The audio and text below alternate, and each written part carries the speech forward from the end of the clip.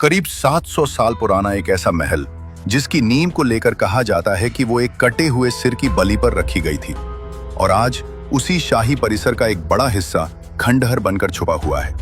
बाहर साफ चेतावनी लिखी है, अंदर जाने वालों पर पुलिस कार्रवाई हो सकती है।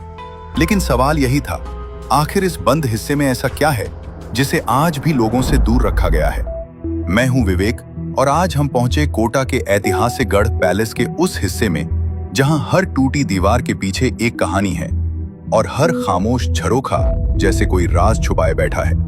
साल 1264 ईस्वी में बूंदी के राजकुमार जैत सिंह ने इस महल की नींव उस जगह रखी जहां कभी भील सरदार कोटिया का शासन था।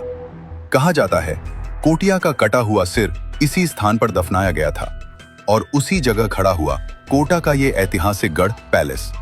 कभी यहाँ दरबार सजते थे, राजसी फैसले होते थे, लेकिन समय के साथ इसी महल का एक हिस्सा धीरे धीरे उजड़ता गया।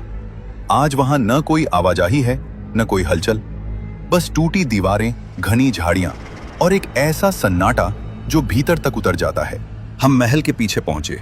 चारों तरफ पेड़, झाड़ियां और अजीब सी खामोशी थी, जैसे ये जगह खुद नहीं चाहती थी कि कोई इसके करीब आए। तभी झाड़ियों के बीच एक टूटी दीवार दिखाई दी। हम आगे बढ़े और जैसे ही उस दीवार के पार पहुंचे, सामने का नजारा देखकर कदम रुक गए। 4 मंजिला महल पूरी तरह खंडहर बन चुका था। बीच आंगन में एक विशाल बरगद खड़ा था जिसकी जड़ें दीवारों पर ऐसे फैली थीं जैसे वो धीरे धीरे पूरे महल को निगल रहा हो। कहीं टूटी दीवारें, कहीं झुके हुए छज्जे, कहीं अंधेरे कमरे और हर कदम पर डर कि छोटी सी गलती हादसे में बदल सकती है। ऊपर की मंजिलों पर टूटे झरोखे, जर्जर छतें और खाली कमरे थे। टूटी खिड़कियों से आती हवा, सूखे पत्तों की आवाज और सन्नाटा सब मिलकर ऐसा माहौल बना रहे थे जैसे महल के अंदर समय 700 साल पहले रुक गया हो।